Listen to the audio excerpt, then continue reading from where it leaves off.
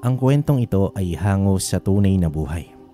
Nangyari ito taong 1963 sa lugar ng Panay. Sa isang tahimik na baryo sa tabing dagat, may isang binatang mangingisda na nagngangalang Calixto. Sa kanyang murang edad, naranasan niya nang mawala ng pamilya. Mag-isa siyang namumuhay sa isang maliit na kubo, malapit naman sa dalampasigan. At ang kanyang tanging kabuhayan ay ang pangingisda. Hindi siya palakibo at bihira lamang siyang makipag-usap sa ibang taga-nayon. Madalas naman siyang nakatunghay sa may dagat. Wari may malalim na iniisip. Ngunit lingid sa kalaman, ng lahat ay may isang mahiwagang bagay na iniingatan si Calixto. Walang iba kundi ang mutya ng gintong alimango. Isang gabing maalon at madilim, habang ito'y nangingisda, isang malaking alimango na may kumikinang na ginintoang balat ang biglang lumitaw sa kanyang bangka. Sa halip na matakot ay pinanood niya ito, habang unti-unting bumuka ang bibig nito at dito iniluwal ang isang maliit na mutya. Nagniningning ito na tila isang bituin sa ilalim ng buwan. Simula noon, nadama ni Calixto ang pagbabago sa kanyang sarili. Ang kanyang mga mata ay naging matalas na parang mata ng isang agila. Nagagawa niyang makita ang pinakamaliit na galaw sa ilalim ng tubig. Ang kanyang katawan ay naging mas matibay. Kayang lumangoy ng matagal nang hindi napapagod. At higit sa lahat, ang kanyang pandinig ay naging matalas. Naririnig niya ang mga bulong ng dagat at ang mga lihim na kwento ng mga nilalang na naninirahan dito. Ngunit sa kabila ng pambihirang kapangyarihan, pinili ni Calixto na itago ang mutya at manatiling tahimik. Alam niyang darating ang araw na kakailanganin niyang gamitin ito, hindi lamang para sa kanyang sarili, kundi para sa kanyang bayan. Ngunit kailan at papaano, hindi niya alam. May isang mapanganib na panauhin ang paparating sa kanilang bayan. Isa itong sakuna na susubok sa kanyang tapang at lihim na kakayahan. Bagamat tahimik at mailap sa karamihan, hindi naman nahihirapan si Calixto sa kanyang pang-araw-araw na pamumuhay. Benta ang kanyang mga huling isda sa palengke at kahit hindi siya madaldal, palaging may bumibili sa kanya. Hindi rin siya nagtatagal sa pamilihan matapos makuha ang perang sapat para sa kanyang mga pangangailangan. Agad siyang bumabalik sa kanyang kubo o kaya na may patungo sa isang espesyal na lugar. Ang burol kung saan nakatira itong si Juan, ang albularyo ng baryo. Si Juan ay matanda na ngunit matalas pa ang isipan nito. Matagal na siyang kinatatakutan at iginagalang ng mga taga-nayon dahil sa kanyang malalim na kaalaman sa halamang gamot, dasal at mahika. Ngunit kay Calixto, si Juan ay hindi lamang isang albularyo, kundi isang guro at tagapayo. Dumating ka na naman. Ano ang gusto mong pag-usapan ngayon? Bati dito ni Juan habang inaayos ang kanyang mga tuyong dahon at ugat sa kanyang lamesa. Tahimik na umupo naman si Calixto sa bangkito sa labas ng kubo ni Juan. Kinuha niya mula sa kanyang bulsa ang mutya ng gintong alimango, pinatong sa kanyang palad at pinagmasdan nitong muli. Nadarama kong lakas nito, Mang Juan, ngunit hindi ko pa rin alam ang tunay nitong kapangyarihan. Wika naman dito ni Calixto. Ang kapangyarihan ay hindi lamang tungkol sa lakas. Mayroon itong layunin. Ang tanong, handa ka na bang alamin kung para saan ang mutyang iyan? Napapangiting wika dito ng matanda. Nagtama naman ang kanilang mga mata. Alam ni Calixto na hindi lamang simpleng palaisipan ang tanong ni Juan. May mas malalim na kahulugan ito. Bago pa siya makasagot, bigla namang lumakas ang hangin sa paligid. Mula sa di kalayuan, natanaw nila ang isang pangkat ng mga estrangherong sakay ng malalaking bangka. Papalapit ang mga ito sa kanilang baybayin. Parating na sila at mukhang hindi sila narito para makipagkaibigan. Bulong dito ni Juan habang nakatitig sa mga bagong dating. Dito naramdaman ni Calixto ang kakaibang kirot sa kanyang dibdib. Ito na ba ang araw na kailangan niyang gamitin ang kapangyarihan ng mutya? Mula naman sa tuktok ng burol, tahimik na pinagmasdan ni Calixto at Juan ang dalawang malalaking bangkang dumarating sa baybayin. Karaniwang may mga mangingisda o biyahero ang napapadpad sa kanilang bayan. Ngunit kakaiba ang anyo ng mga ito. Dahan-dahang pumikit si Calixto at hinawakan ang mutya ng gintong alimango. Sa isang iglap, lumakas ang kanyang paningin. Parang naging malinaw ang bawat detalye kahit pa malayo. Kitang-kita niya ang mga taong sakay ng bangka. Nakadamit sila ng magagara at mamahaling kasuotan. May suot din itong mga alahas at may kasamang mga tauhang mukhang armado. Mga mayayaman, mukhang mga negosyante pero may dala silang mga baril at armas. Bulong naman dito ni Calixto. Hindi ako panatag sa pagdating nila. Ang mga ganyang uri ng tao, bihirang magdala ng kabutihan. Simangot na sagot dito ng matanda. Ilang sandali pa, dumaong na ang mga bangka sa dalampasigan. Mula naman sa kanilang kinalalagyan, naaninag ni Calixto ang isa sa mga nangungunang dayuhan. Isang matandang lalaking may puting balbas.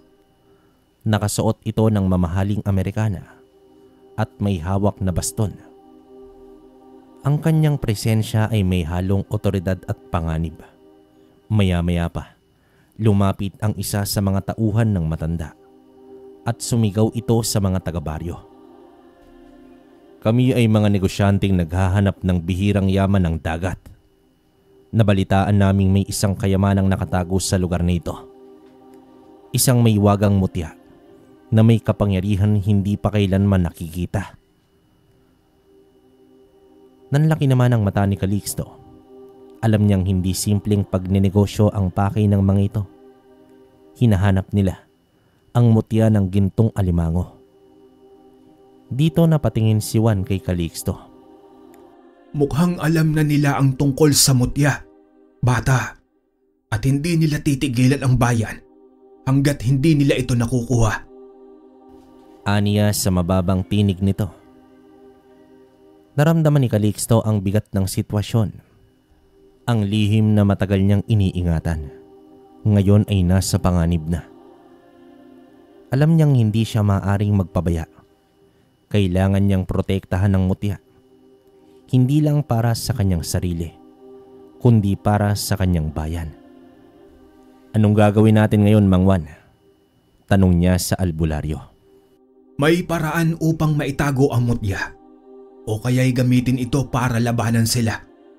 Pero ang tanong, handa ka na bang gamitin ang tunay nitong kapangyarihan?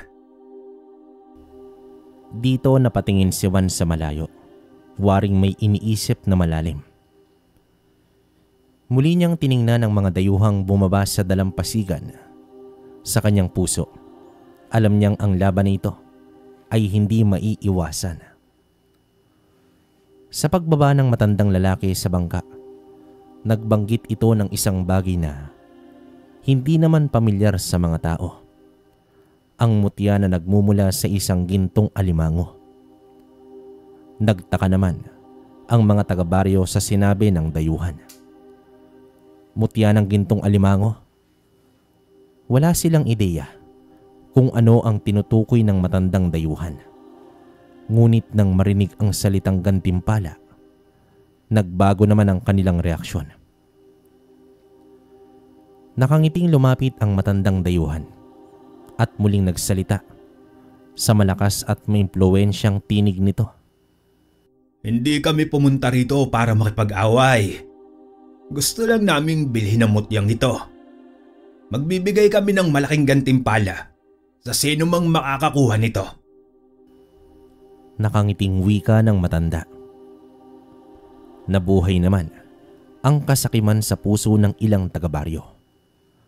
Ang iba'y agad na nag-usap-usap. Nagbubulungan kung papaano nila mahanap ang mutya. May ilang mangingisda ang dali-daling nagtungo sa dalampasigan. Umaasang baka makahuli sila ng gintong alimango. Mula naman sa itas ng burol, tahimik na pinagmamasdan ni Calixto ang kaguluhang nag-ugat sa kasakiman ng pera. Alam niyang hindi na niya maitatago ang mutya ng matagal. Ang balita tungkol dito ay mabilis nakakalat. At kapag may nakahula na nasa kanya ito, tiyak na ipagkakanulo siya ng ilang sakim na taga-baryo. Nakita mo na, Calixto. Ganyang kabilis bumaliktad ang puso ng tao kapag pera ang pinag-uusapan. Bulong dito ng albularyo. Mahigpit na hinawakan ni Calixto ang mutya sa kanyang bulsa. Hindi niya ito kayang ipagkanulo ang lihim na ito. Ngunit hindi rin niya maaaring hayaan na magdusa ang kanyang bayan sa mga dayuhang ito. Ano nang gagawin natin, Mang Juan? Tanong niya dito na may bahid ng pag-aalinlangan. Isa lang ang paraan para protektahan ang mutya. At iyon ay matutunan mong gamitin ang kapangyarihan nito. Wika dito ng albularyo. Huminga ng malalim ang matandang albularyo. Muli naman silang tumingin sa baba ng dalampasigan. Dumarami na ang naghahanap at ang mga dayuhan ay tila may itinatagong plano kung hindi nila makuha ang mutya ng mapayapa. Wala na tayong oras, Calixto. Kailangan mo nang malaman ang tunay na gamit ng mutyang iyan. At higit sa lahat, dapat mong ihanda ang sarili mo sa laban. Seryosong wika dito ng matanda. Sa isang tagong bahagi ng kagubatan, malayo sa mata ng sinuman, nagsimulang magsanay si Calixto sa tulong ni Mang Juan. Napapalibutan ng matatayog na puno at matatalas na bato. Ang lugar, isang perpektong taguan mula sa mga mata ng sakim na taga-baryo at mapanlinlang na mga dayuhan.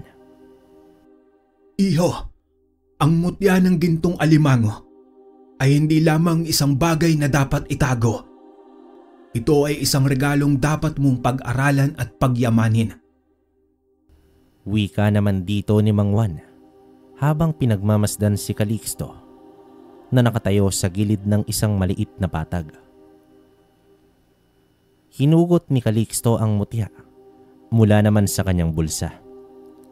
Sa sandaling yon, isang kakaibang enerhiya ang dumaloy sa kanyang katawan. Para bang ang buong kalikasan sa paligid ay nakikisali sa kanyang pagbabago. Subukan mong hawakan ang sanga ng punong iyon. Itinuro ni Mang Juan ang isang matandang punong may napakalaking sanga na nahulog sa bagyo. Lumapit si Calixto at mahigpit na hinawakan ang tuyong sanga. Sa isang iglap, naputol ito na parang isang payak na tingting lamang. Nanlaki naman ang kanyang mga mata sa labis na gulat. Tignan natin kung hanggang saan ang lakas mo. Subukan mong durugin ito. Wika ni Mang Juan habang itinuturo ang isang malaking bato malapit sa ilog. May bahid ng pag-aalinlangan lumapit si Calixto at hinawakan ang bato gamit ang kanyang dalawang kamay. Nang ipitin niya ito sa kanyang palad, naramdaman niya ang puwersang dumadaloy mula sa kanyang katawan. Sa isang malakas na diin, tumunog ang bato at bigla itong nagkabitak-bitak. Hanggang sa tuluyang magkalasog-lasog. Dito napangiti ang albularyo. Higit pa sa lakas ng isang tao ang ibinigay sa'yo ng mutya. May kakayahan kang lumaban. Pero tandaan mo, ang tunay na mandirigma ay hindi lamang umaasa sa lakas. Dapat mong gamitin ito na may katalinuhan. Sambit dito ng albularyo. Habang patuloy ang kanyang pagsasanay, naramdaman ni Calixto ang lumalalim na koneksyon niya sa mutya ng alimango. Hindi lang ito isang simpleng bato. Ito ay bahagi ng kanyang kapalaran. Ngunit alam niyang hindi lamang pagsasanay ang kailangan niyang gawin. Sa labas ng kagubatan, dumarami ang mga naghahanap sa mutya. At sa bawat araw na lumilipas, palapit ng palapit ang panganib na dala ng mga dayuhan. Kailangan niyang maging handa. Darating ang araw na kakailanganin niyang ipagtanggol ang kanyang bayan at gamitin ang kapangyarihan ng gintong alimango sa tunay nitong layunin. Lumipas ang ilang linggo, ngunit wala pa ring nakakahuli ng gintong alimango o nakakahanap ng mutya sa hinahanap ng mga dayuhan. Sa simula, mahinahon at mapagbigay ang matandang si Oliver. Ngunit habang patuloy na nabibigo ang kanyang mga tauhan, unti-unti nang lumalabas ang tunay niyang ugali. Nanirahan si Oliver at ang kanyang pamilya sa isang malaking bahay malapit sa sentro ng baryo. Isang lumang ngunit marangyang mansyon na itinayo gamit ang kayamanan na tila walang hanggan. Sa paligid ng bahay, laging may mga armadong kalalakihan na nagbabantay. Palaging mapanuri at matalim ang tingin sa mga taga-nayon. Nagsimula ang takot ng mga tao nang maging marahas si Oliver. Noong una, pasimple lamang niyang kinakausap ang mga mangingisda at magsasaka. Tinatanong ito kung may balita tungkol sa mutya. Ngunit nang wala na siyang makuha, nagsimula siyang magtaas ng boses. Nagbigay ito ng pagbabanta. Wala pa rin kayong nahahanap. Baka nakakalimutan ninyong may gantimpala ang sinumang makakakuha nito. Pero may kaparusahan ang sinumang magtatago ng mahalagang yaman sa akin. Sigaw dito ni Oliver sa isa sa mga pinuno ng baryo, isang gabi sa harapan ng kanyang bahay. Tahimik naman ang mga tao. Takot na takot sumagot. Isang araw, isang matandang mangingisda ang hinuli ng mga tauhan ni Oliver matapos mapagbintangang nagsisinungaling tungkol sa kanyang nahuli. Pinaluhod siya sa harapan ng bahay at pinahiya sa harap ng buong baryo. Kapag hindi ninyo nahanap ang mutyang iyon, kayo ang magbabayad. Banta ni Oliver habang tinututukan ng baril ang matanda. Nag-alala si Calixto sa kanyang nakita. Alam niyang hindi na ito isang simpleng paghahanap lamang. Unti-unti nang bumabalot sa takot at pag-aapi ang kanyang bayan. Dumating naman siya sa kubo ni Mang Juan kinagabihan. Mang Juan, hindi ko na kayang manahimik. Ang mga tao ay nagdurusa dahil sa mutyang ito. Madiing wika ng binata. Tama ka, Calixto. Hindi na natin maaaring hayaan pang lumala pa ito. Ngunit hindi sapat ang lakas lamang para harapin si Oliver at ang kanyang mga tauhan. Kailangan mong gamitin ang mutya sa tamang paraan. Hindi lang para lumaban, kundi para ipakita sa kanila kung sino ang tunay na may karapatan sa bayang ito. Wika dito ng albularyo. Tumango naman si Mang Juan. Halatang matagal niya nang iniisip ang sitwasyon. Tumingin si Calixto sa kanyang mga kamay. Matagal niya nang ginamit ang mutya upang palakasin ang kanyang katawan. Ngunit ngayon, kailangang gamitin niya ito upang ipaglaban ang kalayaan ng kanyang bayan.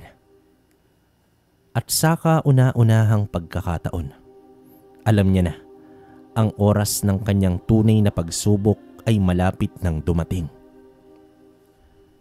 Sa ilalim ng madilim na langit, tahimik na gumalaw sina Calixto at Mang Juan sa likod ng mansyon ni Oliver.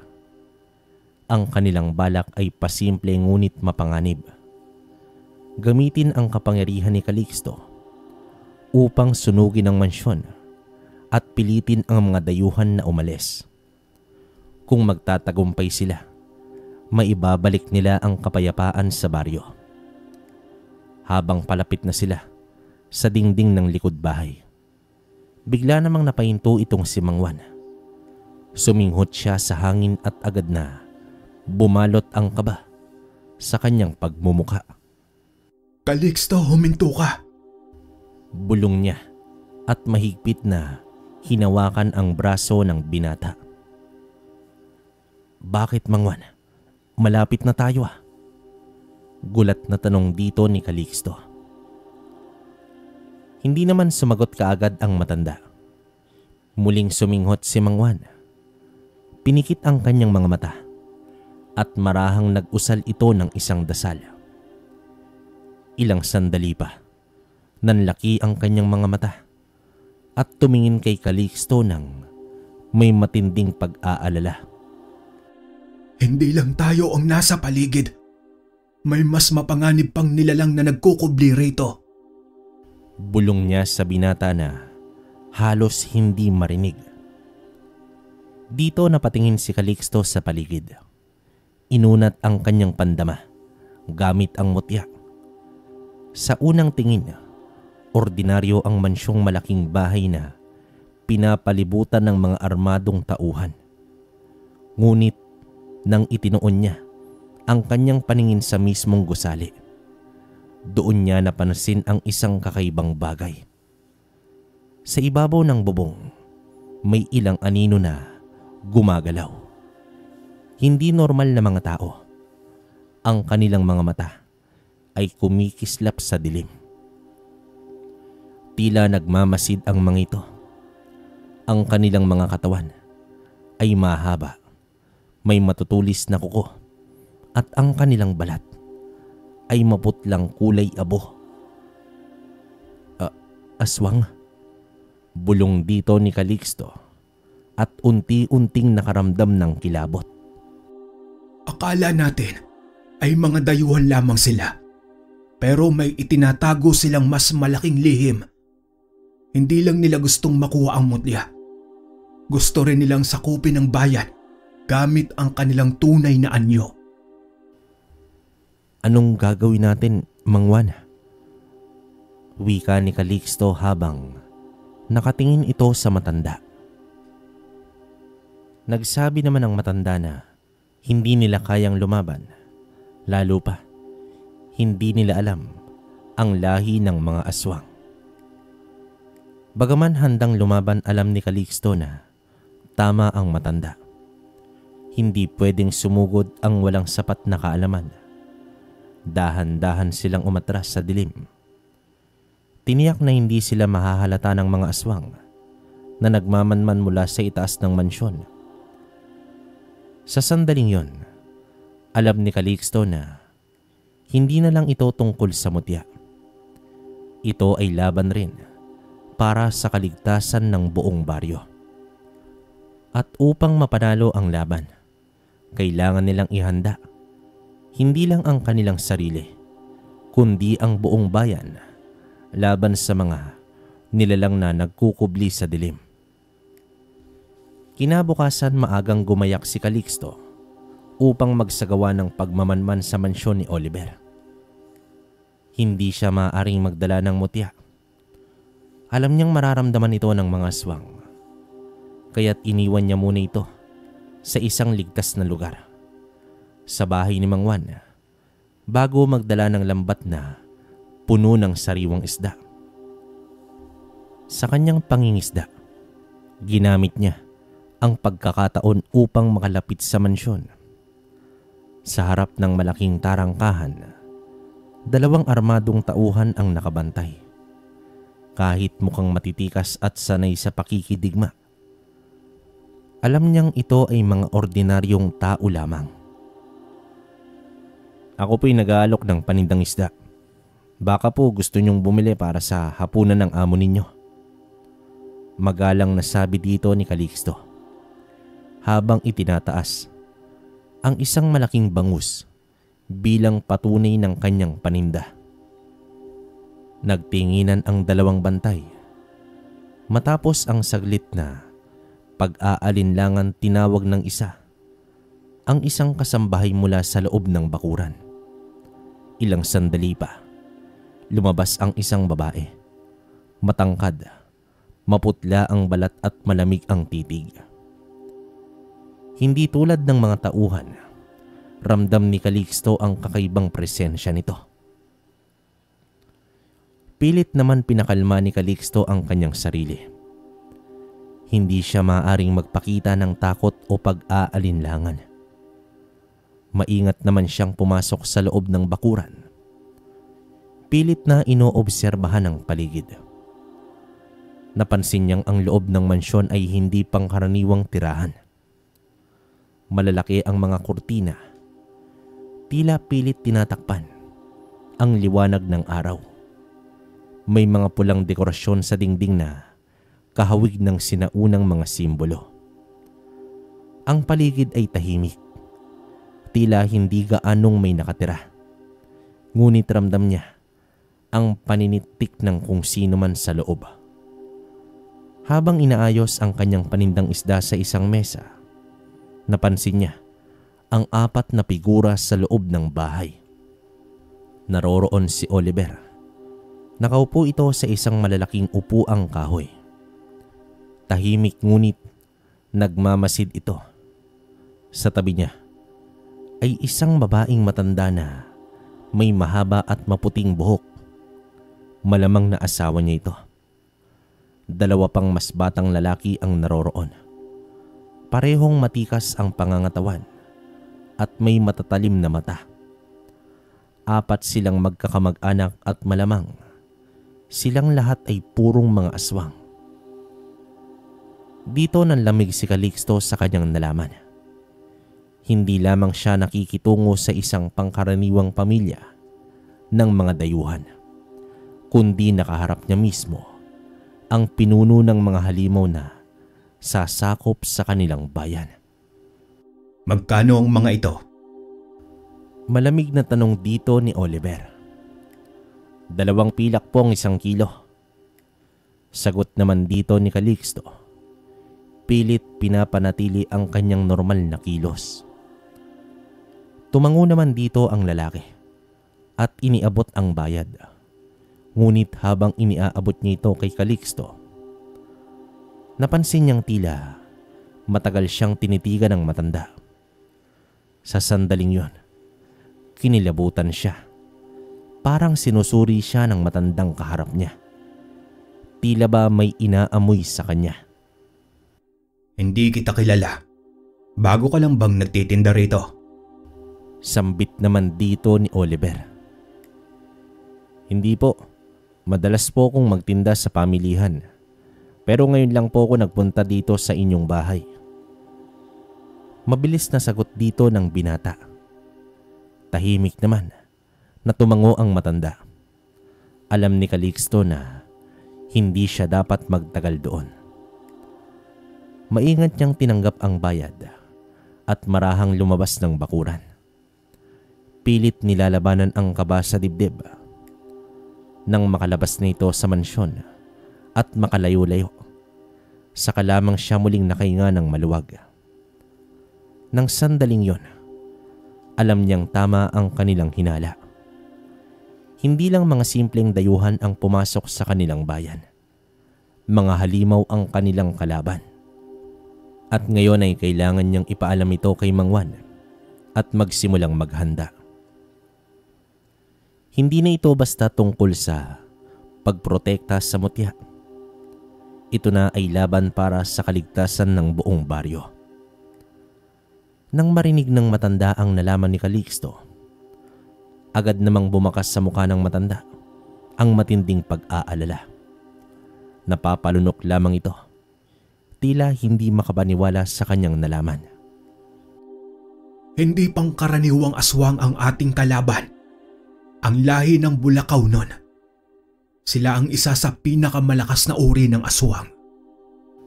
Mahina nitong wika habang pinipisil ang kanyang tungkod. Bulacau nun? Ano pong ibig sabihin yan? Naguguluhang tanong dito ni Calixto. Huminga ng malalim ang matanda at tumingin ito sa binata bago magwika ng, Ang mga aswang na ito ay hindi tulad ng karaniwang halimaw na pinaniniwalaan ng nakararami. Hindi sila kumakain ng laman ng tao. Bagkus, sila ay umiinom ng dugo ng hayop at kumakain ng atay ng mababangis na hayop. Tulad ng baboy ramo at usa. Ngunit huwag kang magpapalinlang, Calixto. Bagaman hindi nila kinakain ng tao, sila'y likas na mapanlinlang, tuso at walang habas kung lumaban. Salaysay dito ng albularyo. Nanlamig naman si Calixto. Alam niyang malalakas ang aswang. Ngunit iba pala ang lahing kinabibilangan ni Oliver. Kung hindi sila kumakain ng tao, bakit nila gustong makuha ang mutya? Tanong naman dito ng binata. Tumingin lang si Mang Juan sa malayo. Parang pilit inaalala ang isang lumang alamat. Ang lahi ng Bulacau nun ay may kakaibang kakayahan. Hindi lamang sila mabilis at matibay. May likas silang kakayahang manguna, maging hari sa kanilang uri. Ngunit may isang bagay na kulang sa kanila. Kapangyarihang hindi nila makuha sa ordinaryong paraan. Saglit namang natahimik si Mang Juan bago ito muling magsalita. Ayon sa matatandang kasulatan, ang mutya ng gintong alimango ay isang bagay na matagal nang hinahanap ng lahing Bulacau noon. Ang sinumang aswang na makakakuha nito ay higit na lalakas. Hindi na maaapektuhan ng liwanag ng araw at magagawang pangalagaan ng kanyang lahi sa loob ng daan-daang taon. Kapag napunta ito kay Oliver at sa kanyang pamilya, wala nang makakapigil sa kanila. Nagpanting ang tenga ni Calixto. Hindi ito makakapayag na mapasakamay ng mga halimaw ang mutya. Kailangan nating kumilos, Mang Juan. Hindi natin sila pwedeng hayaan na lang. Seryosong wika ng binata. Oo, pero hindi pwedeng padalos-dalos. Kung tunay ngang lahi ng Bulacau nun sina Oliver, hindi natin sila matatalo sa isang simpleng pag-atake lamang. Kailangan nating maghanap ng paraan upang mapahina sila. Ano naman po ang kahinaan nila? Tanong naman dito ni Calixto. Tulad ng ibang aswang, mahina pa rin sila sa mga bagay na may basbas ng kalikasan. Hindi nila matatagalan ang purong liwanag ng araw. Bagamat hindi sila natutunaw, mas mahina sila sa araw kaysa sa gabi. Takot din sila sa langis ng nyog na hinaluan ng dinikdik na buto ng santan. Kung ganoon, may laban tayo. Nagniningning ang mga mata ni Calixto sa kanyang narinig. Oo, iyo. May laban tayo pero hindi ito magiging madali. Ngumiti naman dito ang albularyo kahit may halong pag-aalala. Sa gabing yon, nagsimula silang maghanda. Kinabukasan sisimulan nilang mangalap ng langis ng niyog at buto ng santan. Kailangan nilang maging maingat sapagkat alam nilang isang maling galaw lang, maaaring matuntun sila ng lahi ng Bulakaw nun. At kung mangyari iyon, magiging isang madugong labanan ang naghihintay sa kanila. Habang pinag-iisipan ni Calixto ang sitwasyon, lalo niyang napagtanto ang bigat ng kanilang kalaban. Hindi lamang ang mga aswang na sina Oliver at ang kanyang pamilya ang kailangang harapin, kundi pati na rin ang mga armadong tauhan na nagbabantay sa kanila. Hindi lang ito laban ng lakas, kundi isang laban ng talino at diskarte. Sa gitna ng kanyang pag-iisip, isang ideya ang pumasok sa kanyang isipan. Isang mapanganib na plano. Isang plano na maaaring magdulot ng kanyang kapahamakan, ngunit maaaring maging susi sa kanilang tagumpay. Mamamasukan siya sa mansyon bilang kasambahay. Alam niyang ito lang ang tanging paraan upang makapasok siya ng mas malalim sa teritoryo ng kalaban, upang malaman ang kanilang mga galaw, kahinaan at maging ang mga plano. Ngunit alam din niyang napakalaking panganib nito. Kapag nalaman siyang isang espiya, tiyak na hindi na siya makakalabas ng buhay. Kinabukasan ay muling nagpunta si Calixto sa mansyon sa sentro. Dala ang kanyang panindang isda. Pagdating niya sa tarangkahan, sinalubong siya ng parehong mga bantay. "Magandang araw po sa inyo. May dala po akong mga sariwang isda ulit. At kung maaari po sana'y may gusto rin akong hilingin." Magalang niya namang pagbati rito. Nagkatinginan ang dalawang bantay bago naman siya pinapasok. Muli siyang humarap sa matandang si Oliver, na noon ay umiinom ng isang maitim na likido mula sa isang gintong tasa. Naroroon din ang asawa at dalawang anak nito, parehong nakatitig sa kanya ng malamig. "Ano ang gusto mo?" Tanong sa kanya ng matandang lalaki. "Gusto ko pong mamasukan sana bilang kasambahay ninyo." Sagot naman dito ni Calixto at huminga ito ng malalim. Tahimik ang paligid. Ilang segundo lang, ngunit pakiramdam ni Calixto ay napakatagal ng katahimikan. Tiningnan siya ni Oliver mula ulo hanggang paa. Tila sinusuri ang kanyang pagkatao. "Bakit mo namang gusto iyon?" Muling tanong dito ng matanda. "Wala na po akong pamilya. Mag-isa akong namumuhay at mahirap ang hanap buhay sa pangingisda. Kung maaari pong makapasok sa inyong tahanan, makakatulong po ako sa mga gawain at hindi ko na kailangan maghanap pa ng iba pang pagkakakitaan." Paliwanag naman dito ng binata. Nagkatinginan ang mag-asawang aswang. May tila matamis na ngiti ang asawa ni Oliver. Ngunit sa likod nito ay may kung anong hindi magandang pakiramdam si Calixto. Maya-maya pa ay tumawa si Oliver. Isang batang ulila na walang pamilya. Walang maghahanap sa kanya kung sakali." Tugon dito ng matanda.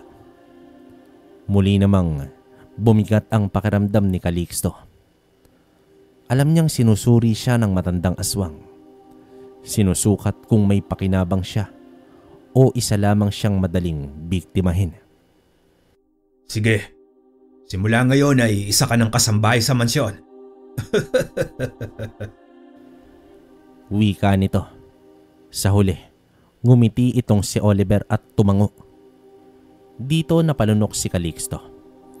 Alam niyang simula sa araw na iyon, ang kanyang buhay ay magiging mas delikado. Ngunit alam din niyang iyon lang ang paraan upang mapaghandaan ang tunay na labanan. At sa pagpasok niya sa loob ng mansyon, naramdaman niya ang bigat ng hangin. Para siyang isang isdang pumasok sa tubig na puno ng mga mandaragit. Sa loob ng ilang araw ng kanyang paninilbihan sa mansyon, palihim na pinag-aaralan ni Calixto ang bawat kilos ng pamilya. Napansin din niya ang kanilang pagkain. Pawang mga karne ng hayop, ngunit may kakaibang proseso ng pagluluto. Madalas ito ay hilaw o bahagyang niluto lamang. At palagi itong may kasamang may itim na sarsa na hindi niya alam kung ano.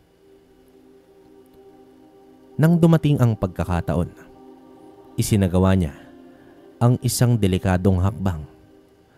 Sa tulong ng dasal at basbas ni Mang Juan, itinago niya sa kanyang damit ang isang maliit na bote ng langis ng niyog na may pinulbos na buto ng santan. Isang lason na alam niyang magpapahina at marahil ay makapapatay sa lahi ng Bulacau nun. Sa likod ng kusina, habang abala ang matandang kusinera sa pagluluto ng hapunan, palihim na inilagay ni Calixto ang langis sa sabaw ng nilulutong ulam. Sinigurado niyang sapat ang dami upang hindi mapansin ang kakaibang lasa. Ngunit sapat rin upang magkaroon ng epekto sa sinumang aswang na kakain ito. Maya-maya pa, dumating na ang oras ng hapunan. Sa hapagkainan, magkasamang nakaupo ang pamilya ng mga aswang. Ngunit bago pa man sila magsimula, nagkaroon ng bahagyang pagtatalo ang matanda at ang kanyang asawa tungkol sa kung papaano nila hahanapin ang mutya ng gintong alimango. Dahil dito, naunang kumain ang dalawang anak na lalaki. Ilang sandali pa lang, matapos nilang malasahan ang pagkain, biglang nanigas ang kanilang mga katawan. Napansin agad ni Calixto ang pagkaputla ng kanilang balat, kasunod ng pagnisay sa kanilang buong katawan. Bigla naman silang napasigaw. Mga ugat sa kanilang leeg at braso ay lumitaw at nagkulay itim. Isang malakas na pag-alulong ang lumabas sa kanilang bibig. Hindi na sila tao. Hindi na rin ordinaryong aswang. Para silang nagiging ibang nilalang. Lintik, ano ito? Galit na sigaw dito ni Oliver. At agad naman itong tumayo sa kanyang kinauupuan. Ang kanyang matandang aswang naman ay napapaatras. Kita sa kanyang muka ang matinding takot sa nangyayari sa kanilang mga anak. Sa isang iglap, dumampot si Oliver ng isang matalim na patalim sa kanyang tabi at lumapit sa dalawang anak. Sa harap ng lahat ng kasambahay at tauhan, walang pag-aalinlangan niyang pinaslang ang dalawa niyang anak sa pamamagitan ng pagsaksak sa kanilang puso. Nagimbal ang lahat ng nakakita, lalo na si Calixto. Hindi niya akalain na ganito kabrutal ang matanda, ni hindi man lang niya sinubukang iligtas ang sariling kadugo. Ngunit hindi pa natapos ang lahat. Mabilis na lumingon sa kusina si Oliver. Ang kanyang matatalim na mata ay nag-aalab sa galit. Sino ang may kagagawan nito? Galit niyang tanong. Nang walang sumagot, kinuha niya ang kanyang patalimat, mabilis na lumapit sa matandang kusinera. Hindi na nito nagawang tumakas pa. Sa isang iglap, isang malakas na paghiwa sa kanyang leeg ang ginawa ng lalaki. Napatili ang ibang kasambahay. Ngunit wala ni isa mang makalapit upang pigilan ang matanda. Sa harapan ng lahat, bumagsak ang kusinera. Wala nang buhay. Si Calixto na kanina'y puno ng tapang ay napuno ng panghihinayang. Hindi niya inaasahang may inosenteng madadamay sa kanyang plano. Isa iyong pagkakamali na kailanman ay hindi niya na maibabalik pa. Habang nag-aalab sa galit si Oliver, bumaling naman ito sa kanyang mga tauhan. Hanapin ang traidor. Walang lalabas ng bahay na ito hanggat hindi ko nalalaman kung sino ang nagtangkang lasunin kami. Dito ramdam na ni Calixto ang panginginig ng kanyang katawan. Alam niyang anumang oras, maaari siyang mahuli. Kailangan niyang kumilos at kailangan niyang makalabas bago pa mahuli ang lahat. Hindi maganda ang naging tulog ni Calixto. Paulit-ulit niyang naiisip ang ginawang pagpaslang ni Oliver sa kanyang dalawang anak, pati na rin sa kawawang kusinera. Hindi niya inakalang ganito kabrutal ang lahi ng mga Bulacau noon. Handa silang pumatay kahit kapamilya nila kung kinakailangan. Ngunit higit sa lahat, isang bagay ang hindi niya matanggap. Dahil sa ginawa niya, isang inosenteng tao ang nadamay. Kinaumagahan, habang abala ang mga kasambahay sa kanilang mga gawain, nilapitan siya ni Oliver. Ang matanda naman ay nanatiling kalmado, ngunit bakas pa rin sa kanyang mga mata ang matinding galit. Calixto, bumili ka ng karne sa may palengke. Malamig at walang emosyon ang boses nito. Ramdam ni Calixto na sinusubok siya ng matanda. Kung siya talaga ang traidor, malamang ay susubukan niyang tumakas sa utos nito. Pero wala siyang ibang pagpipilian. Ito na ang kanyang pagkakataon. Dapat siyang makatakas. Nagmamadali siyang umalis ng mansyon. Nang makarating naman siya sa palengke, agad siyang lumiko sa isang makipot na iskinita at binaybay ang liku-likong daanan patungo sa Kakauyan. Alam niyang hindi magtatagal ay malalaman ni Oliver ang kanyang pagtakas at tiyak may hahabol sa kanya. Halos liparin ni Calixto ang daan patungo sa burol kung saan nakatira itong si Mang Juan. Hingal na hingal siya nang makarating sa kubo ng matanda. Pagbungad niya sa pintuan, agad naman siyang sinalubong ng albularyo. Calixto, iyo, anong nangyari? Dito napansin ng matanda ang pawis at takot sa kanyang muka. Hindi na nag-aksaya ng oras si Calixto at mabilis na inilahad ang lahat.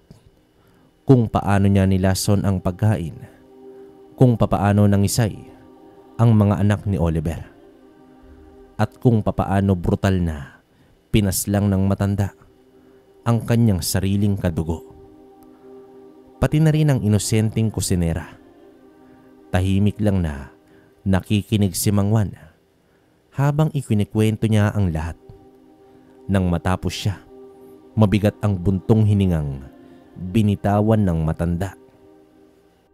Tama ang hinala ko. Masyado silang mapanganib. Malungkot na wika dito ng albularyo. Mang Juan, may kasalanan ako. Nadamay ang kusinera. Hindi ko naman nakalain na ganitong mangyayari.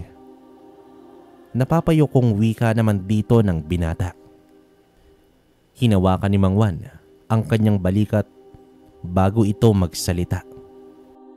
Huwag mong pasanin ang lahat ng bigat, iyo. Hindi mo kasalanan ang ginawa ni Oliver. Isa siyang halimaw. Hindi nag-aalinlangan sa pagpatay.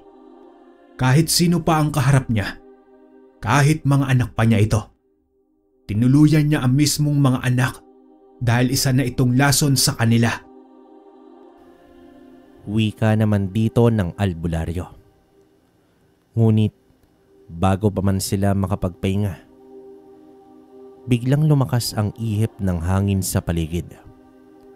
Ang mga dahon ng mga puno ay parang napilitang gumalaw. Tila may dumadaang hindi nakikita. Ramdam ni Mang Juan ang kakaibang enerhiya. Mabilis siyang tumayo at dito hinawakan si Calixto. Alam na nila kung nasaan ka. Kailangan na nating lumayo. Wika ng albularyo. Hindi pa man nila nagagawa ng plano ang susunod nilang hakbang. Narinig na nila ang malalakas na yabag na papalapit. Dumating na ang mga tauhan ni Oliver. Hindi nag-aksaya ng oras sina Calixto at Mang Juan. Bago pa man dumating ang mga tauhan ni Oliver sa kubo, mabilis silang lumabas sa likuran at bumaba sa gilid ng burol. Nagtago naman sila sa makapal na halaman. Halos hindi humihinga habang pinagmamasdan ang pagdating ng mga armadong kalalakihan. Sa loob ng ilang minuto, inikot ng mga kalalakihan ang paligid. Hinalughog ang bawat sulok ng kubo ni Mang Juan. Ngunit nang walang matagpo ang tao, maya-maya pa, narinig nila Calixto at Mang Juan ang mga yabag ng mga tauhan na palayo. Naghintay pa sila ng ilang sandali bago lumabas mula sa kanilang pinagtataguan. Mas lumala ang sitwasyon natin. Wika ni Mang Juan. Pagdating ng hapon, nakarating sa kanila ang isang masamang balita. Mula sa isang lihim na lagusan, nakita nila si Oliver na nakatayo sa tabing dagat. Nakaharap ito sa mga tao ng bayan. Mga kabaryo, ang batang si Calixto ay isang taksil. Isa siyang traidor sa inyong lahat. Ngunit ako'y maawain. Kung sino man ang makapagtuturo sa kanyang kinaroroonan, bibigyan ko ng gantimpala. Malakas na sigaw dito ni Oliver. Nagkatinginan ang mga tao. Ang iba naman ay halatang nababahala. Ngunit ang iilan ay nag-isip. Ang alok na pabuya ay malaking bagay para sa may hirap na mangingisda at magsasaka. Dito napalunok si Calixto. Ang mga taong gusto niyang ipagtanggol ay maaari siyang ipahamak. Hindi na tayo ligtas kahit saan, Calixto. Kailangan na nating kumilos bago pa tayo maipit ng tuluyan. Mahina ngunit mariing sabi dito ng albularyo. Nag-isip naman si Calixto. Ang kanyang mutya, ang kanyang lakas. Lahat ng ito ay ibinigay sa kanya upang labanan ang kasamaan. Hindi siya maaaring magtago habang buhay. Mang Juan, panahon na para lumaban. Wika ni Calixto. Sa kabila ng panganib, napilitan sina Calixto at Mang Juan na magtago sa kagubatan. Alam nilang hindi sila maaaring magkuble magpakailanman. Kailangan nilang gumawa ng paraan upang mabuksan ang mata ng mga tao sa tunay na katauhan ng mag-asawang dayuhan. Habang nagtatago si Calixto sa dilim, sinimulan ni Mang Juan ang kanyang plano. Gabi na nang maglakad ang matanda, patungo naman sa mansyon. Tahimik ang paligid ngunit ramdam niya ang paniniktik ng mga mata mula naman sa bawat sulok. Hindi nagtagal ay may iilang tao ang lumapit sa kanya. May isang lalaki ang nakapansin kay Juan. Nagtanong ito kung ano ang ginagawa sa sentro ng baryo sa ganitong oras. Hindi naman sumagot ang matanda. Sa halip, pumikit siya at marahang nag-usal ng dasal. Isang sinaunang orasyon ang kanyang binigkas. Isang tawag ng magpapabunyag sa tunay na anyo ng mga aswang. Sa isang iglap, isang malamig na ihip ng hangin ang dumaan sa paligid. Tumindig ang balahibo ng lahat ng naroroon. Nagsimula silang mag-usap-usap. Nagtataka kung ano ang ginagawa ng matanda. Pagkatapos ng ilang sandali, isang nakakakilabot na ungol ang umalingaw-ngaw. Mula naman sa loob ng mansyon.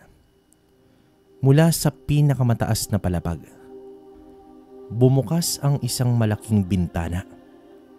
At doon sa ilalim ng liwanag ng buwan, isang mabangis at nakakatakot na nilalang ang lumabas. Walang iba kundi ang asawa ni Oliver.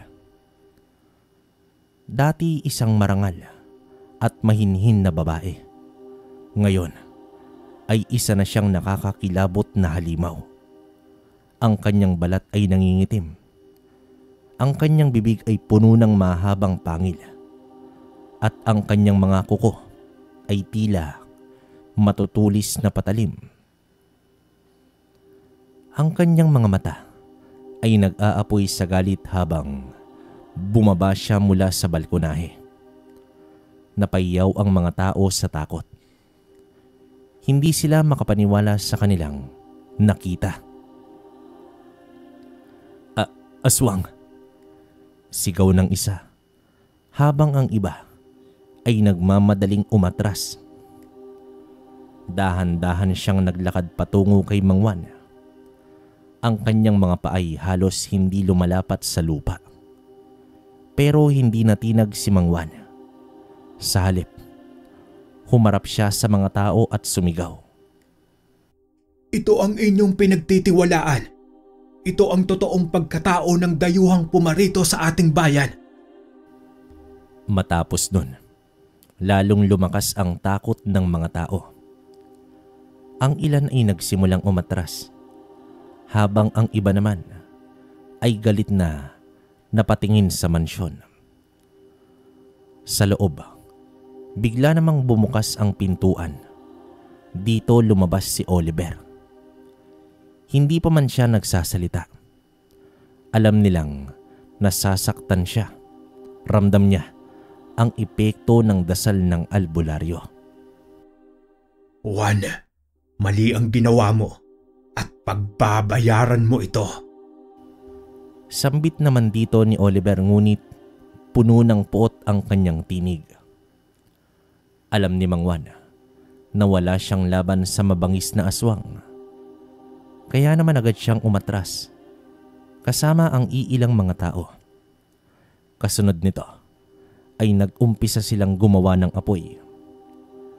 Sa kabila ng takot, nagkaisa ang mga tao at nagsindihan ng mga sulo. Ang liwanag at init nito ay nagbigay sa kanila ng konting lakas ng loob. Alam nilang takot ang mga aswang sa apoy. Ngunit hindi nagustuhan ni Oliver ang kanilang ginagawa. Kayong mga hunghang, ipagtatanggol ninyo ang isang traidor kaysa sa akin na nagbigay sa inyo ng yaman. Sigaw dito ni Oliver. Galit niyang nilingon ang kanyang mga tauhan at nagwika ng, Patayin ang matanda. Nag-aatubili ang mga armadong tauhan. Kitang-kita nila ang takot sa mga mata ng tao. Ngunit ang mga ito'y hindi umaatras. Sa kabila ng pangamba, hinarangan nila si Mang Juan. Ngunit nagdilim ang mukha ni Oliver. Walang silbi ang inyong paglaban. Papatayin ko kayong lahat. Muling sigaw dito ng bulakaw nun. Sa takot at utos ng kanilang pinuno, wala nang nagawa ang mga armadong tauhan, kundi sundin ito. Iniumang nila ang kanilang mga baril. Ngunit bago pa nila ito maiputok, isang malakas na bugso ng hangin ang dumaan. Para itong isang ipu-ipong biglang sumabog sa paligid. Nilipad ang mga salakot ng mga tauhan at higit sa lahat, naagaw nito ang kanilang mga armas, sabay hulog sa lupa. Dito na nagkagulo ang lahat. Hindi nila maintindihan ang nangyari.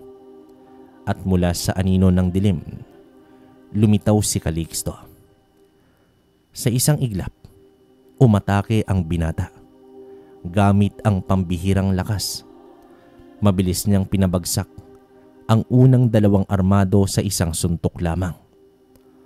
Narinig pa ang mga tunog ng bali ng buto sa bigat ng kanyang hampas. Ang iba pang tauhan ay sinubukang bumunot ng kanilang itak. Pero bago pa sila makalapit, inagaw na ni Calixto ang isang baril sa lupa at hinampas ang mga ito gamit ang baril mismo. 1, 2, 3. Halos hindi nila nakita ang bilis ng kanyang galaw. Sa loob lang ng ilang sandali, isa-isa nang bumagsak ang mga tauhan ni Oliver. Basag ang kanilang mga armas. Wala ni isa ang makabangon. Napatingin ang mga tao kay Calixto, ang binatang tahimik at walang kaibigan noon. Ngayon ay isang mandirigmang lumalaban para sa kanila. Dito na napatigil si Oliver. Ang galit sa kanyang muka ay napalitan ng pagkagulat at labis na takot. Nang bagsak na ang lahat ng mga armadong tauhan niya, isang nakakatakot na tawa ang umalingaw-ngaw sa paligid. Pagtawa ito ng asawa ng bulakaw nun. Sa kanyang ganap na anyong aswang ang pumagitna kay Calixto. Matangkad ito. May mahabang kuko na parang matatalim na punyal. At ang kanyang bibig ay punong-puno ng matutulis na pangil. Ang kanyang mga mata ay pulang-pula. Nag-aalab sa galit. Sa isang iglap, sumugod siya kay Calixto. Ang kanyang mga kuko ay mabilis na dumaluhong, ngunit sa bilis ng binata, nakaiwas ito at agad na sumipa ng malakas sa sikmura ng halimaw. Dito napatras ang aswang, ngunit agad din itong bumawi. Nagpalitan sila ng matitinding suntok at iwas. Sinubukan ng aswang na lapain si Calixto, ngunit sa bawat atake nito, isang mas malakas na hampas ang kanyang natatanggap mula sa binata. Sa isang suntok ni Calixto, bumagsak ang aswang sa lupa. Dumagundong ang paligid sa lakas ng pagbagsak nito. Kitang-kita ng mga tao kung papaano nagkalasog-lasog ang mga buto ng halimaw. Nangingisay ito. Hindi makapaniwala sa kanyang sinapit. At sa itaas ng mansyon, tahimik na nakamasid si Oliver. Hindi siya kumilos upang tulungan ang kanyang asawa. Bagkus, isang tusong ngiti ang lumitaw sa kanyang labi. Doon niya napagtanto ang matagal niya nang hinahanap. Kaya pala napakalakas mo, bata. Nasa iyo ang mutya. Bulong niya sa kanyang sarili. Ngunit sa halip na lumaban, tumalikod si Oliver at tumakas. Habang abala si Calixto sa pagtatapos sa babaeng aswang, ginamit na ni Oliver ang pagkakataon upang makatakas sa likuran ng mansyon.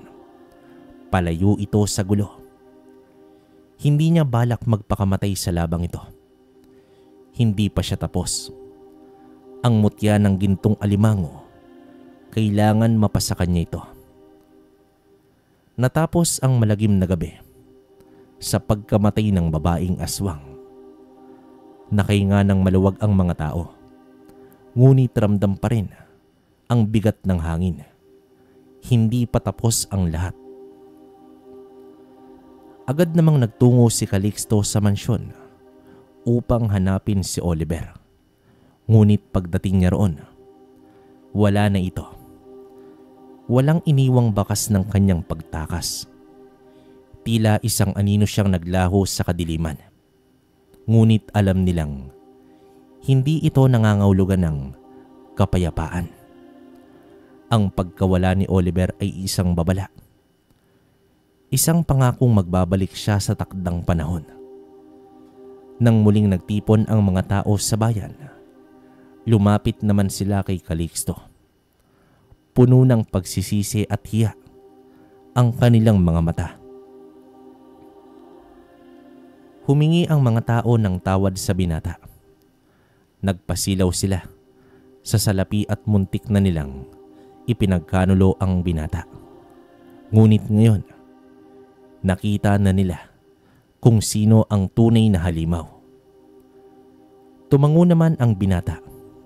Hindi niya hinanap ang kanilang paghingi ng tawad. Ngunit nauunawaan niya ang takot na nagtulak sa kanila noon. Ang mahalaga, ngayon ay alam na nila ang tunay na katotohanan. Lumapit din si Mang Juan at marahang tinapik ang kanyang balikat. Huwag kang maging kampante, Calixto. Si Oliver ay hindi pangkaraniwang aswang. Hindi siya basta-basta susuko. Paalala naman dito ng matanda. Alam nilang nasa paligid lamang ito. Maaaring nagtatago, nagbabantay sa anino, naghihintay ng tamang pagkakataon upang agawin ang mutya mula kay Calixto.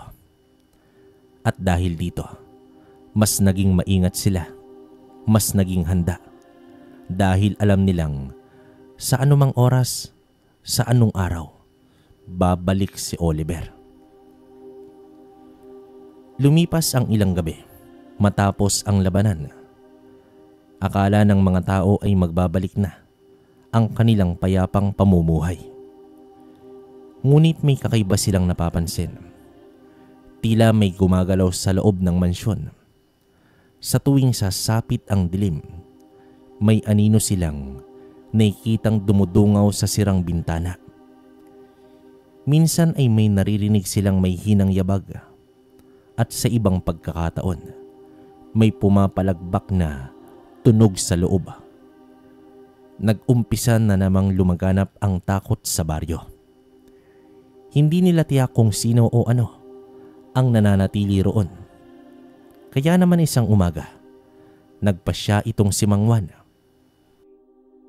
Hindi natin dapat hayaang manatili ang mansyong ito.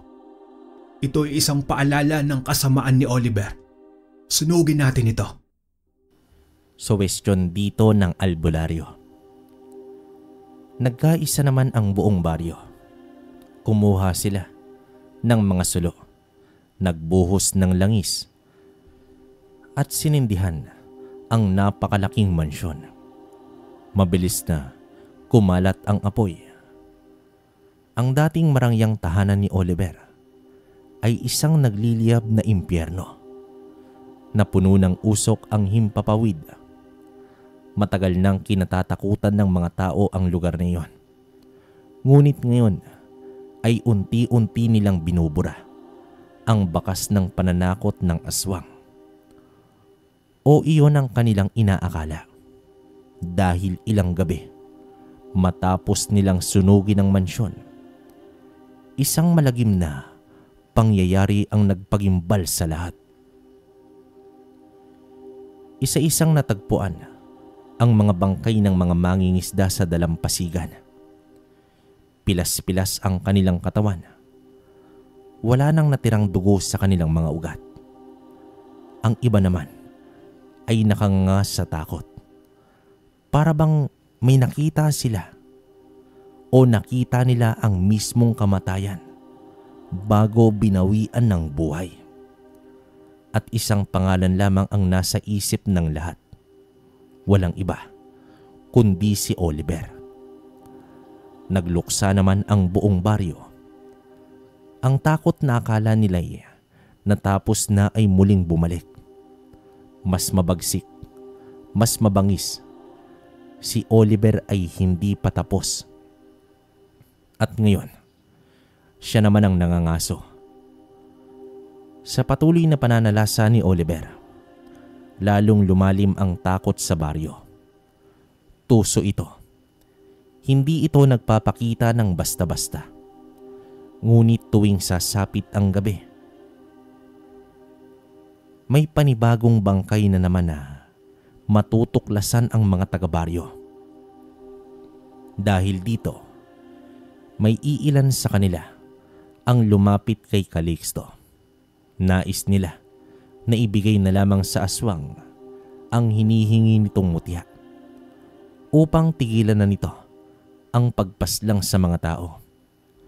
Subalit may mga tao rin na ayaw ipabigay ang mutya dahil tiyak sasakupin lang sila ng bulakaw nun. Nagkaroon ng alitan ang mga tao. May gustong sumuko, may gustong lumaban. Sa isang lihim na pagpupulong, pinag-usapan ni Calixto at Mang Juan ang tanging paraan para mapatigil si Oliver. Kailangan nilang mahuli ang mailap na aswang.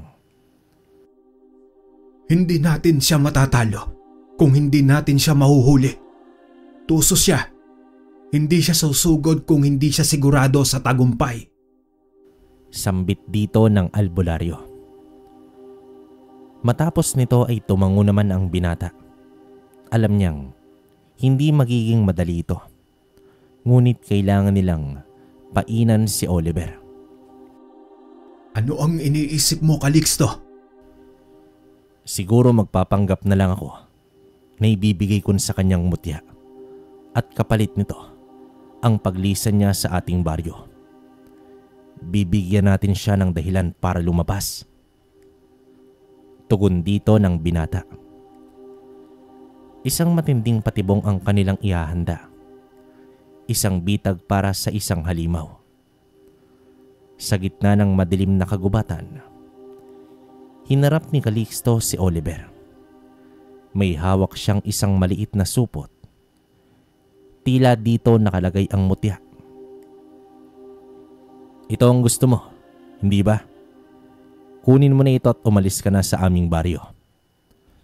Malamig na wika naman dito ng binata. Ngunit hindi naman ganoon kababa mag-isip itong si Oliver. Tumatawa ito. Malalim.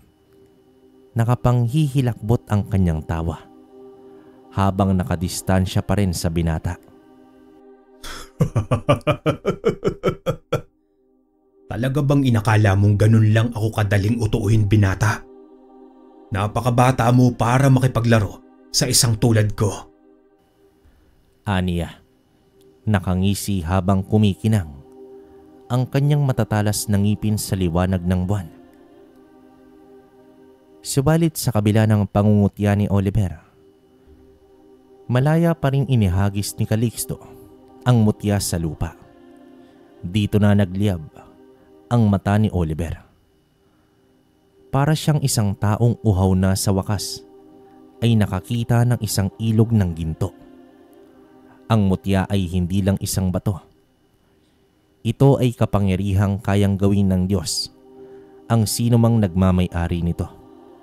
Ngunit kahit gaano kalakas ang pagnanasang sumunggab, may bahid ng pag-aalinlangan sa kanyang mga mata.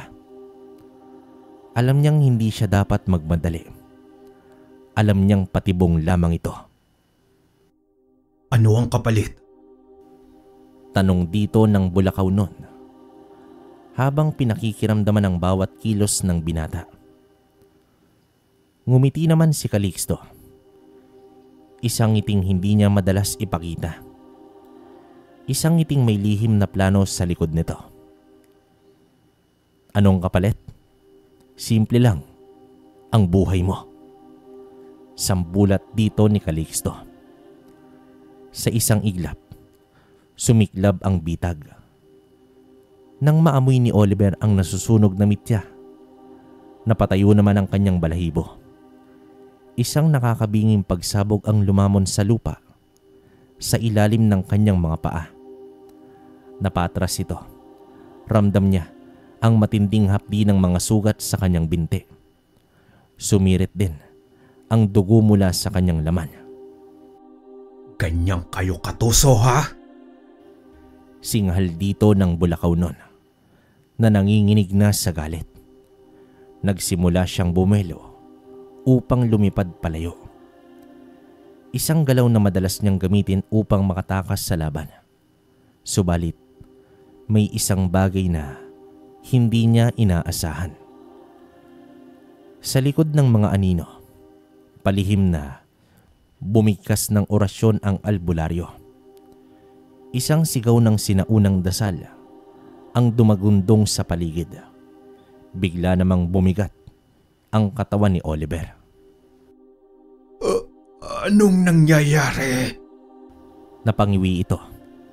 Pakiramdam niya'y may mabigat na tanikala na bumabalot sa kanyang katawan. At sa mga sandaling yon, sumugod na si Calixto. Walang inaksayang segundo ang binata. Pinulot niya ang mutya sa lupa. Sa oras na yon, naramdaman niya ang kapangyarihan nito na dumadaloy sa kanyang katawan. Nagniningning ang kanyang mga mata. Naging parang bakal ang kanyang mga kamay. Mas mabigat, mas matibay, mas malakas. Isang malakas na suntok ang dumapo sa dibdib ng bulakaw nun. Dahilan upang ito'y mapatras at mabuwal sa lupa. Para siyang tinamaan ng isang dambuhalang bato. Nangangatog si Oliver sa galit at takot. Hindi ito makapaniwala. Sa unang pagkakataon, siya ang inahabol ng kamatayan. Subalit, may hinihintay lamang na pagkakataon ang aswang. Tandang-tanda niya kung saan nakatago ang mutya. Nasa bulsa ito ng binata. Napangisi itong si Oliver nang sa wakas ay masakmal niya ang mutya mula sa bulsa ni Calixto. Ang kanyang mga mata ay nag-alab sa sobrang kasakiman at isang malalim na pagtawa ang bumalot sa buong kapaligiran. Sa wakas, akin na ang kapangyarihan. Sigaw dito ng aswang. Ngunit sa mismong sandaling yon, isang matinding kirot ang bumalot sa kanyang katawan. Napaso ito. Napapahiyaw si Oliver. Bumagsak sa lupa. Habang pinipilit na iwaksi ang matinding hapdi sa kanyang mga kamay. Ang mutyang pinagnanasaan niya ay may halo palang langis ng niyog na may pinulbos na buto ng santan. Usok ang lumabas mula sa kanyang palad. Tila naglalagablab sa matinding sakit. Anong klaseng salamang ka ito? Sigaw niya habang nangangatog. Hindi niya magawang hawakan ang mutya. Nang sandaling yon, mabilis na sumugod si Calixto. Pinulot niya ang mutya at sa isang iglap, isang matinding suntok ang kanyang pinakawalan. Tumilapon si Oliver. Bumagsak ito sa lupa na hindi na makagalaw. Ang buong katawan niya ay nanghina na. Waring naubusan ito ng sigla. Dahan-dahan siyang tumingin kay Calixto. Punong-puno ng galit at panghihinayang. Hindi mo ako matatalo. Ako ang tunay na hari ng dilim. Wika niya habang naghahabol ito ng hininga. Ngunit hindi na siya binigyan pa ng pagkakataon ng binata. Sa huling bugso ng kanyang lakas, itinuon niya ang kapangyarihan ng mutya sa kanyang mga kamao at inihataw ito kay Oliver. Isang malakas na Alingaw-ngaw ang yumanig sa buong kagubatan. Sa isang iglap, tumilapon si Oliver at hindi na muling bumangon pa. Sa huling sandali ng laban, dinakma ni Calixto ang liig ng bulakaw nun. Ang kanyang mga kamay na pinatibay ng mutya ay tila matitigas na sipet ng isang dambuhalang alimango. Nagpupumiglas ang aswang. Pilit itong lumalaban. Ngunit wala na siyang lakas. Ang kanyang katawan ay unti-unting bumibigay. Hindi! Sigaw niya. Ngunit wala nang makakapigil sa kapalaran niya. Sa isang iglap, isang malutong na tunog ng paglagotok ang bumalot sa hangin. Tuluyang nabali ang leeg ng aswang. Napuno ng katahimikan ang paligid. Naging malamig at wala ng buhay ang katawan ng dating kinatatakutang aswang. Lumapit naman si Juan sa pinangyarihan. Binuhusan niya ng langis ang katawan ng aswang. Saka ito sinindihan. Habang unti-unting tinutupok ng apoy ang katawan ng aswang, ay tila nabunutan na ng tinik ang binata. Napaupo naman ito sa lupa at tumingala sa kalangitan. Alam niya na maaaring hindi lang ito ang laban niya kontra sa mga masasamang nilalang, pero handa siyang lumaban at abot sa kanyang makakaya ay gagawin niya upang malipol ang kahit anong lahi ng nilalang ng dilim. Nagtagumpay si Calixto sa unang pagkakataon. Matapos ang mahabang panahon, tuluyang bumalik ang kapayapaan sa baryo. Nagtipon ang mga tao sa gitna ng baryo. At sa kabila ng matinding takot na kanilang naranasan, sa wakas ay naramdaman nilang ligtas na sila. Tiningnan nila si Calixto, ang binatang dati tahimik at mailap. Ang dating estranghero sa kanila ay ngayon isa ng bayani. Isa-isang lumapit ang mga tao kay Calixto at nagpasalamat. May mga humihingi pa rin ng paumanhin, pero humingi rin ng patawad si Calixto dahil sa mga biktimang hindi niya natulungan. Sa unang pagkakataon, nakaramdam ng tunay na pagtanggap si Calixto. Hindi na siya isang estranghero. Hindi na siya isang nilalang na namumuhay mag-isa sa tabing dagat. Ngayon, siya ay isa ng bahagi ng kanilang tahanan, ng kanyang mga kabaryo. Ang kwentong ito ay nagpapaalala sa atin sa mga pagkakataong nasisilaw tayo sa tawag ng kapangyarihan ng salapi, at dulot nito ay ang kapahamakan ng isang nilalang. Mahahalin tulad natin ang presensya ni Oliver sa panahon natin ngayon. Katulad ng mga kapitalista na walang ibang iniisip kundi ang sarili nilang kaayusan at kapangyarihan. Gamit ang salapi ay kaya nilang baguhin sa pamamagitan ng pera ang mga taong may kasakiman din sa pagnanasang makaangkin ng maraming salapi. Okay, opinion ko sa kwento. Grabe. First time kong marinig tong bulakaw nun. Tama ba yun? Baka narinig nyo na rin to. Para sa akin, malakas din to, no? Saka yun nga, hindi siya typical na aswang na kagaya ng ibang aswang na talagang kumakain ng laman ng tao, no? Kumbaga dito parang dugo lang, saka sariwang karne. Yan, saka yun, first time din tong gintong mutya ng alimango. Grabe. Lakas din. Hindi lang na-describe dito yung pinaka kumbaga description ng mutya, pero para sa akin may tuturing na isang malakas to. Yun nga, feeling ko siguro yung lakas ng kapit, yung parang anong tawag dito? Parang yung diin, yung binibigay na mutya. Yung ganon, parang yung diin ng isang katawan ng normal na tao. Yon. So, para sa akin, ganun yun. Then, yun nga, hindi na ako magko-comment ng mahaba. Kayo nang bahala. Kung may komento kayo, comment nyo sa baba para mabasa ko. Yun nga rin pala. Sa mga nagtanong nung nag-post tayo about sa pag-alis ko, hindi pa naman sure yun, pero tinitingnan natin. Pero joke lang. April Fools yun, no? Siguro ang dami nag-enjoy, no? Hindi, joke lang yun. Hanggat meron tayong boses, dito pa rin tayo para araw-araw meron kayong mapakinggan, di ba? So, yun. Huwag na po mag-alala ang lahat. Maraming nag-message sa akin sa Facebook. Hindi po tayo mawawala. Magalit yung audits natin. So, yun. Tapos, yun din pala mga kabaryo.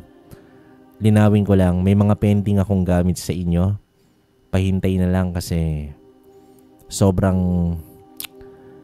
ako na naiya eh. Pero magbibigay na lang ako sa inyo ng freebies dun sa mga napangakuhan kong gamit. Hintayin nyo lang bago matapos, bago dumating yung mahal na araw. Makukuha nyo na yun. Pangako. So, paano? Hanggang dito na lang muna yung kwento ko. Suportahan nyo rin. Kwento ni Kabaryo saka kwentong Kalakbay. Yun, saka ito, kwentong Baryo. Hanggang sa susunod na kwento. Maraming salamat sa inyo.